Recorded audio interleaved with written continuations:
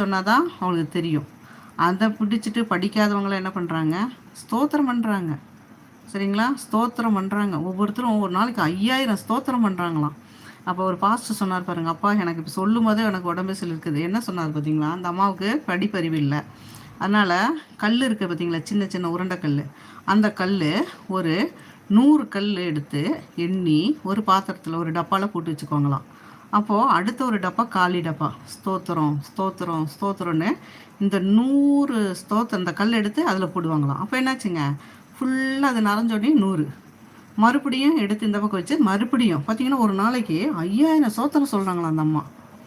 ரொம்ப வயதானவங்க பாருங்க, துதிக்கிறாங்களா? அவங்கள்ட்ட பாவம் வருமா? மருமகளை ஏதாவது பேசுவாங்களா? கொடுமை பண்ண தோணுமா?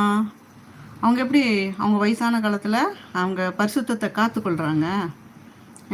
இன்னொரு இடத்துலையும் சொன்னார், பார்த்தாராம், ஒரு சின்ன இது புளியங்கொட்டை இருக்குது பார்த்தீங்களா, அது ஒரு 100 எடுத்து எண்ணி எண்ணி எடுத்து வச்சுருக்குறாங்க. அவங்க ஒரு டப்பாவில் அது போட்டு வச்சுருக்குறாங்க. பார்த்திங்கன்னா அதே மாதிரி இன்னொரு ஒரு வயசானவர் அவர் எடுத்து என்ன பண்ணாருங்களாம், இந்த டப்பாவில் போட்டுகிட்டே இருக்கிறாராம். பார்த்தா சோத்திரம் சோத்திரம் சோத்திரன்னு. அப்போ இந்த பாஸ்டர் போன போது கேட்டேன், என்ன செய்கிறீங்க, விளையாடிட்டு இருக்கீங்களா இந்த வயசில் அப்படின்னு கேட்கும்போது,